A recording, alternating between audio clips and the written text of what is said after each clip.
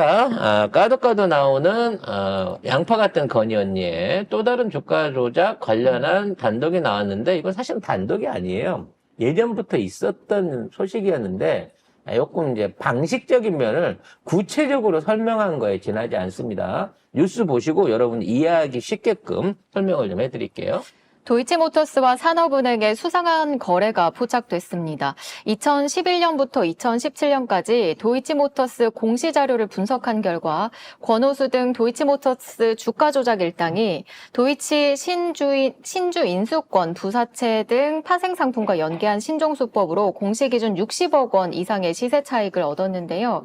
도이치모터스 주가 조작의 주포로 알려진 김모 씨 지인에 의하면 주가를 고의로 떨어뜨린 뒤 파생 상품을 연계해 보유 주식 수를 늘리고 이후 주가를 다시 올리는 신종 주가 조작 방식으로 차익을 거뒀습니다. 이렇게 얘기하니까 굉장히 어려운 것 같은데 쉽게 말하면 이 BW라 그래갖고 이제 그 주식을 인수할 수 있는 신주 인수권부 채권이라는 게 있어요. 사채가 심수 인수 이건 뭐냐면 내가 어떤 시점에 가서 이 채권을 가지고 이 채권 이게 예를 들어 이게 주식과 상관없이 이 채권을 1,000원에 사면 내가 3개월 후에 1,000원보다 비싸면 1,000원 주식으로 받고 1,000원보다 싸면 현금으로 받는 방식으로 사채를 빌리는 거예요. 이게 원래 있는 거예요? 원래 있는 거예요. 근데 문제는 이제 이거를 발행을 할 때 이런 상품을 그냥 단순하게 이렇게 내놓으면 사람들이 잘 안 산단 말이에요. 예를 들어 삼성 같으면 사겠죠. 그래서 삼성 주식, 삼성에 대한 주식 인수 조건의 인수권부 사채를 하면 내가 삼성의 주가가 어떻게 흘러갈지를 알잖아.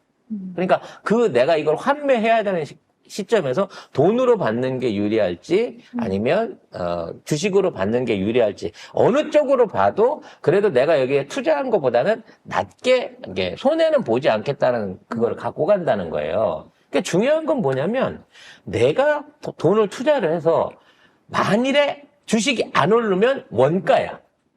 그냥 돈 주고 돈으로 받은 거니까. 근데 주식이 올라가면, 내가 인수한 채권보다 가격이 올라가면, 그때는 주식으로 바꿔서 그 차익을 갖고 가는 거거든. 근데 도이치모터스 주식이 3개월, 6개월 후에 오른다는 보장이 어디가 있냐고. 그렇기 때문에 사람들이 잘 안 살라 그래요. 그래서 이거를 파생상품이라는 형태로 만들어서 옵션을 붙인 겁니다. 그래서 원래 이 주식을 1,000원에 팔았는데, 이게 인수권부 사채를 1,000원에 팔았는데 3개월 지났는데 주가가 떨어졌어. 그래갖고 이게 나중에 가면 결과적으로 주식으로는 인수를 못 받을 것 같단 말이야. 그래서 이거를 할인해서 팔 수가 있는 옵션을 붙인 거예요. 그러니까 내가 1,000원으로 이 주를 6개월 후에 받을 건데 3개월 지났는데 주식이 많이 떨어져서 주식을 통한 이득을 얻을 수가 없을 것 같아. 그 원금밖에 못 얻을 것 같아. 그러니까 그럴 때는 이 사채를 싸게 그거보다 1,000원에 샀지만 1,000원보다 싸게 팔 수 있는 인수 가격을 낮춰줄 수 있는 옵션을 붙인다는 거예요. 이렇게 해갖고 팔면 만일에 내가 이걸 1,000원에 샀지만 3개월 있다가 6개월 있다가 이 주식을 500원으로 다시 전환할 수가 있는 거예요. 그러니까 사채의 가격이 반으로 쭉 떨어지는 거지. 이해가 돼요? 그럼 손해보는 거예요? 일단? 아니지. 더 싸게 살 수 있는 거지. 원래 가지고 있는 거 더하기 더 싸게. 그렇지. 내가 갖고 있는 게 1,000원이었는데 이거를 나중에 500원 가격으로 살 수 있게 된다는 거예요. 그러니까 누군가 내가 1,000원으로 들고 있다가 500원에 팔면 그 500원을 누군가 손해를 봐야 되잖아. 어차피 도이치모터스는 1,000원 아니면 주식이야. 그렇기 때문에 이런 주식을 살 때는 이런 인수권부 사채를 살 때는 매우 신중하게 이거를 사야 되고 그리고 거기에 맞춰가지고 전문가들이 이걸 사줘야 된다는 거지. 근데 듣보잡 도이치모터스 주식을 산업은행이 이 인수권부 사채를 해갖고 얼마야? 그 당시에 약 이거 산업은행이 이제 도이치에 250억 원 빌려주면서 250억 원어치를 사준 거예요. 우리 이거 예전에 했던 내용이에요. 그래서 이걸 250억 원에 샀으면 이걸 갖고 산업은행은 기다리면 돼요. 그럼 6개월 지나면 250억을 현금으로 도이치모터스한테 받을 수가 있단 말이야. 근데 3개월 지나서 주가가 떨어지니까 산업은행이 무슨 짓을 했다? 이걸 30%를 할인해가지고 하는 거. 권오수한테 도로 판 하는 거야. 거지. 가만히 있으면 3개월 더 지나면 그래도 그냥 원금은 받을 수 있는 거를 갖다가 뜬금없이 저희가 손해 보겠어요. 저희가 손해볼게요 라고 그 사주한테 팔아버린 거예요. 그러니까 나는 1,000원 주고 이주를 팔았다가 나중에 700원 주고 이주를 산 거예요. 도로. 돈 빌려준 사람한테. 그 상황에서 산업은행은 300원 그냥 손해본 거죠. 문제는 이렇게 떨어진 상태에서 그 신주 인수권부 주식을 샀더니 다시 3개월이 지나는 동안 주가가 쭉쭉쭉쭉 올라가지고 나중에 주당 가치가 원래 1,000원보다도 더 올라가 버린 거야. 계약했던 금액보다 더 올라가 버린 거야. 그러니까 권오수를 비롯한 도이치모터 일당은 일단 처음에 산업은행에 팔았을 때 돈을 벌었고 이거를 싸게 할인돼서 받는 과정에서 60억 원이 넘는 이익을 챙겼고 그 상황에서 주가가 또 올라가가지고 거기에 대한 주가가 오른 만큼의 일종의 손익을 또 챙겼기 때문에 이 거래 한 방으로만 110억을 땡겼다는 거예요. 근데 이런 미련한 짓을 한 산업은행은 왜 산업은행이 나서 산업은행은 일반 그 소비자들을 고객들 받지 않는 은행이잖아요. 그 산업은행이 왜 도이치모터스를 위해서 이런 모질이 같은 거래를 했으며 그 당시에 담당자들은 왜 이런 것들을 했는가? 그리고 왜 그 사람들이 징계나 어떤 견책을 받지 않고 그냥 산업은행을 퇴사하고 책임을 안 지고 나갔는가? 여기에 대한 의혹이 지금 있다는 거야, 결과적으로. 그래서 이런 만일에 인수권부 사채가 있다 그러면 이런 인수권부 사채를 싸게 판다 그러면 일종의 자기가 갖고 있는 채권을 부실 채권 처리하는 거나 마찬가지거든요.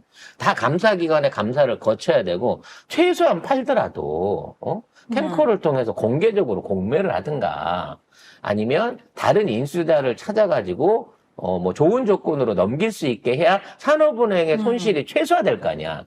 근데 얘네는 이 빚을 나한테 냈던 권오수 그리고 그쪽 관계자들한테 이걸 다시 되팔았다니까.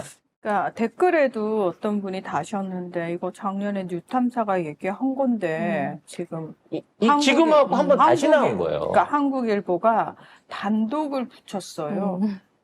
이미 알고 있는 걸 단독을 붙이는 거야. 이게 또 권오수가 이걸 매입할 때 김건희 돈 5억 원을 빌려서 매입했다고 했거든요. 그러니까 빌렸다는 말 자체가 난 더 웃기는 거야. 빌린 건가요? 진짜 빌린 건지 명의를 이용당한 건지 알 수가 없는 거예요. 그리고 이 권오수가 이걸 통해서 60억 내지는 110억의 이득을 얻었을 거다. 그럼 권오수는 5억을 빌려갖고 110억을 벌었는데 자기들 얼마나 보탰는지 모르겠지만 건이한테 나 5억 자 이자로 500만 원 줄게 이렇게 돌려줬을까요? 나는 아니라고 보네. 근데 진짜 와 구독 유진님 말씀처럼 씨발 검사 파워 좋으네라고 하셨는데 아니 도대체 김건희가 무엇인데 이렇게까지 그래서 나는 이 과정 중에 권오수가 무엇을 알아요? 누군가가 이 작업을 설계를 하고 그리고 산업은행을 움직여가지고 산업은행이 그런 모질한 거래를 하게끔 만들려고 하면 애초에 작전을 짜는 대가리가 하나 있을 것이고 산업은행에 압력을 넣어갖고 그거를 시켰던 그 후에 배후에 인물이 있을 거라는 거지. 그리고 김건희는 여태까지만 해도 초보예요. 김건희가 본격적으로 수익 사업에 뛰어든 거는 2005, 6년도 요때쯤이란 말이야. 도이치모터스 주가 조작이 시작되는 딱 그 시점에 김건희의 이름과 계좌들이 보이기 시작해요. 그 이전에 다 누가 있다? 조나묵이 했단 말이야. 그래서 아마 이 한국일보가 꺼내놓은 이 작전에 나는 왠지 이종호가 껴있을 것 같아요. 이종호, 임성근 사단장과 골프 친구. 네. 건이가 평소에 오라버니라고 해요. 15억도 빌려주는. 네. 하지만 전화는 전혀 해본 적도 없고 아는 척도 없는 뭐 이런 관계라고 하죠. 근데 실제 건이가 정호 오빠한테 오라버니라고 하는 실제 독취가 있다고 하는 썰이 있습니다. 언제 공개될지 모르지만. 그래서 둘이 잘 모른다라고 하는 게 알 수가 없는데 모르는 남자한테 오라버니라고 하는 미친 여자가 어딨어요. 그리고 그건 진짜 미친 여자라고 저는 생각합니다. 모르는 남자한테 어떻게 오라버니라고 해요? 저는 알지만 절대 오라버니라고 하지 않아요. 왜? 그러니까 상식적으로 일반적인 여자들은 절대 함부로 오빠나 오라버니라는 표현 자체를 잘 안 쓰지, 그러니까 사실은. 이거는 그 공적인 관계가 아니란 말이에요.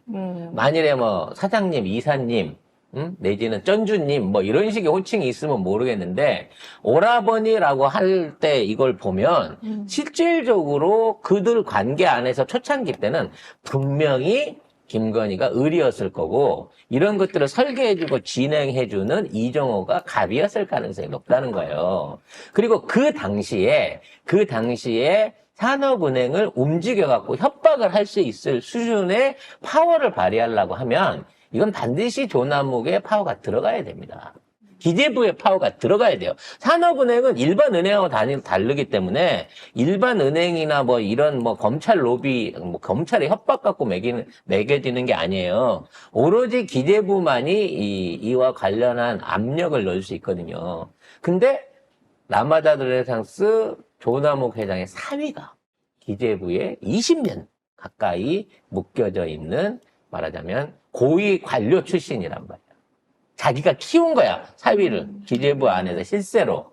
그러면 처음부터 똘똘한 놈 골라가지고 결혼시키고 그냥 계속 뒤를 봐줬겠네요. 그렇죠. 그래서 딸들이 있는데 한 명은 기재부에서 오래 차관이라 그러나? 아무튼 실무국장을 오래 했던 사위를 얻고 또 하나는 삼성 비서실에 있는 애가 사위를 얻었단 말이야.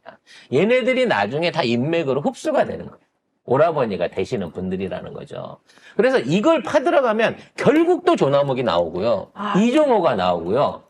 르네상스가 나올 수밖에 없습니다. 역시 진짜 혼맥으로 얽힌 거는 상상을 초월하는 역시 혼맥이야, 역시. 그래서 이 당시에 이 르네상스 일가들이 아시잖아요. 서울대 출신 서울법대 나온 애들, 스카이 나온 애들, 검사들 관리했었고요.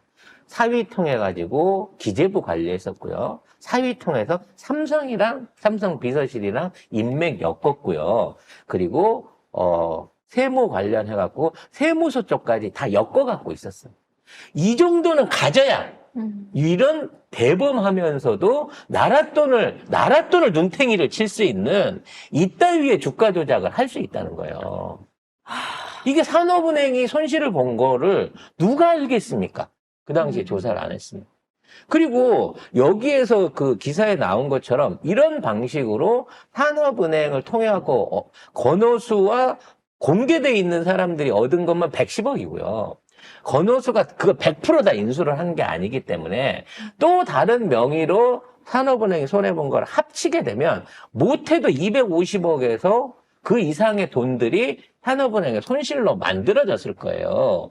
그럼 거기에 압력을 넣고 이 감사를 무마해주는 과정 중에서 엄청난 정치력이 작용을 했을 거라는 거거든. 그러니까 모든 악의 근원은 르네상스인 거예요, 이거는. 그러면서 이제 우리가 잊고 있었던 게 경찰하고 결국 관세청인 겁니다. 이번에 이종호가 경무관을 만들려고 했다가 징계를 받았던 사람 조경무관. 이 사람도 이름 까죠. 뭐 조병노 경무관. 조병노. 네. 이 조병노 씨가 말하자면 마약 밀수하는 거 수사 외압해서 줄인 거잖아요. 그래서 이 사람들이 이제 앞으로 청문회에 나와야 되고요. 특히나 이제 그 백혜련 경장이라고 이분이 지금 경찰청장 후보자로 지금 올라와 있는데 이분이 조병노 경무관 관련한 비리를 최초로 최초로 공개한 사람이에요. 그래서 이 사람이 인사청문회에 나오게 되면 이 조병로가 자연스럽게 드러날 수밖에 없다는 거죠. 근데 이 조병로가 원래 경찰이 아니었더라고. 97년 4월부터 2003년까지 약 7년간은 관세청에서 관세청 공무원으로 근무를 했었다는 거죠. 하지만 97년이면 우리가 너무나 잘 알고 있는 사건이 하나 있어요. 97년. 박근혜가 선라이즈를 창업하기 위해서 법안을 만들었다. 그때가 97년입니다.